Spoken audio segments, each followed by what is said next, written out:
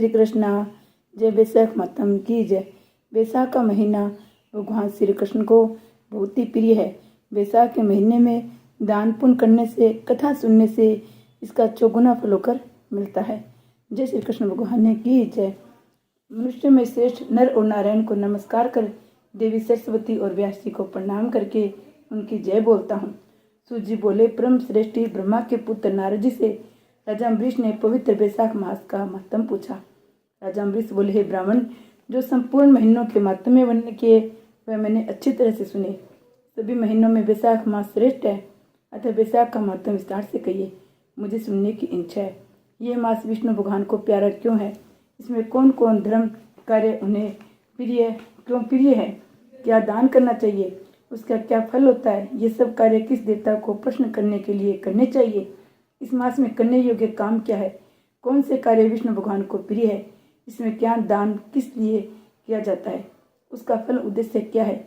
इस मास में किन किन वस्तुओं से भगवान का पूजन करना चाहिए? हे नारद, ये सब मुझे विस्तार से सुनाइए, मैं श्रद्धा से सुनूंगा। नारद जी बोले, हे राजन, सभी महीनों का महत्व पहले विष्णु जी ने लक्ष्मी जी से किया था, जो मुझसे ब्रह्मा जी ने कहा है। सब महीनों में कार्तिक, माघ और वैशाख मास श्रेष्ठ मास है।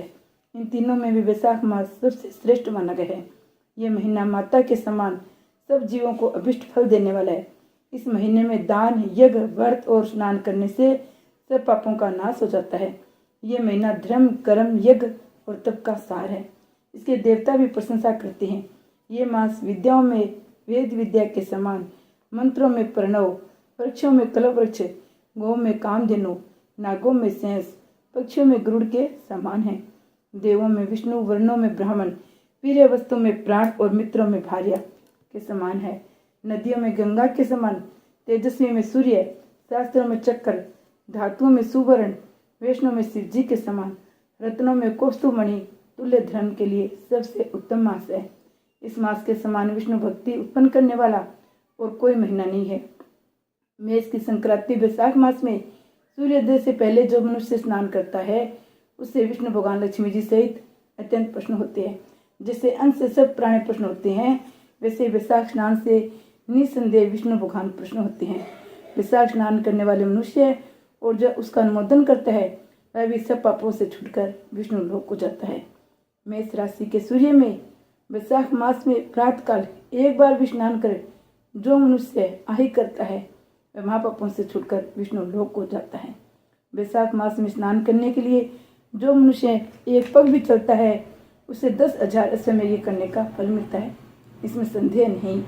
ये एकाग्रचित्त तो ऐसा संकल्प भी करता है उसे भी निसंदेह 100 यज्ञ का पुण्य मिलता है। वैशाख स्नान के लिए धनुष बराबर भी जो मनुष्य चलता है वह संसार के बंधनों से छूट वैकुंठ धाम को जाता है। ब्रह्मांड भर में तीनों लोकों में जितने भी तीर्थ है, हे राजेंद्र, वे सब नगर भार के थोड़े से जल में भी रहते हैं।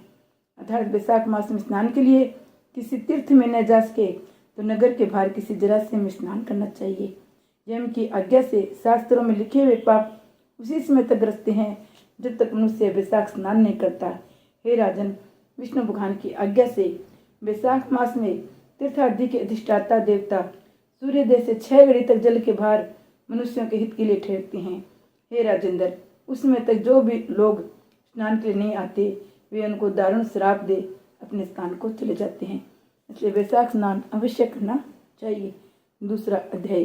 नारद जी बोले, हे राजन, वैशाख के समान कोई महीना नहीं है, संयुग के समान दूसरा युग नहीं है, वेद के समान शास्त्र नहीं, गंगा जी जैसा कोई तीर्थ नहीं, जल दान के समान दूसरा दान नहीं, भार्य के समान दूसरा सुख नहीं, खेती जैसा कोई धन नहीं है, जीवन के समान कोई लाभ नहीं है, उपवास जैसा दूसरा तप नहीं, दान जैसा सुख और दया के समान दूसरा धर्म, नेत्रों के समान कोई ज्योति नहीं है, भोजन के समान कोई तृप्ति, खेती के समान कोई व्यापार, धर्म के समान कोई हितकारी मित्र नहीं है, सत्य के समान कोई यश नहीं है, आरोग्य समान कोई हर्ष, केशव के समान कोई रक्षक, माधव के तुल्य संसार में कोई पवित्र नहीं है। ऐसा परमोत्तम वैशाख मास सहसा भगवान को सदा प्यारा है। भगवान के प्यारे इस महीने को जो लोग बिना व्रत के व्यतीत करते हैं वे धर्महीन होकर सिंह पशु योनि पाते हैं।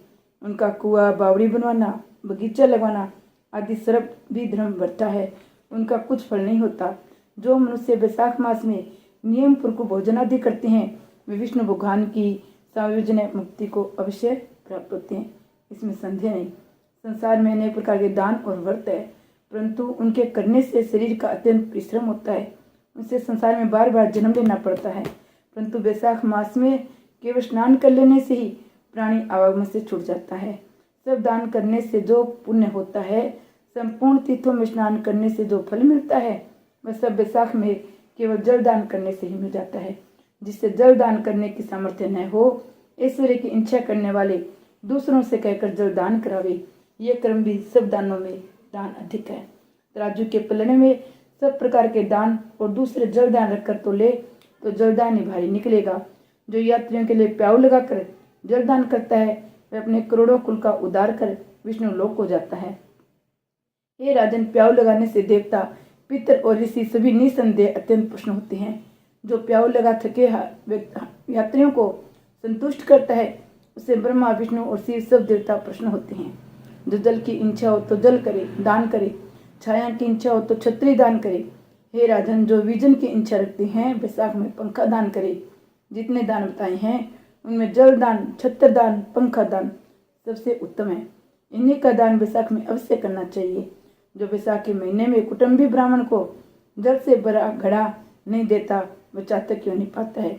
जो प्यासे महात्मा को शीतल जल पिलाता है उसे राजेंद्र 100 राशि यज्ञ करने का फल मिलता है। जो धूप, परिश्रम और पसीना से व्याकुल ब्राह्मण को पंखा सेवा करता है वह सब पापों से ही तो गुरुड़ के समान हो जाता है। जो मनुष्य वैशाख में ब्राह्मण को पंखा नहीं देता अनेक प्रकार के वात रोगों से पीड़ित और नरक भोगता है। जो थके ब्राह्मण की वस्त्र सेवा करता है वह सब पापों से छूट विष्णु भगवान की सायुज्य पाता है। जो शुद्ध मन से ताड़ का पंखा दान करता है वह सब पापों से छूट विष्णु लोक को जाता है। तुरंत श्रम दूर करने वाले पंखे का दान नहीं करने वाले अनेक प्रकार की यातनाएं भोगकर संसार में पापी होते हैं। हे राजेंद्र, आध्यात्मिक दुख की शांति के निमित्त वैशाख मास में छत्री दान करना उचित है। जो मुझसे विष्णु भगवान के प्यारे इस वैशाख मास में छत्री दान नहीं करते उनको कहीं छाया नहीं मिलती।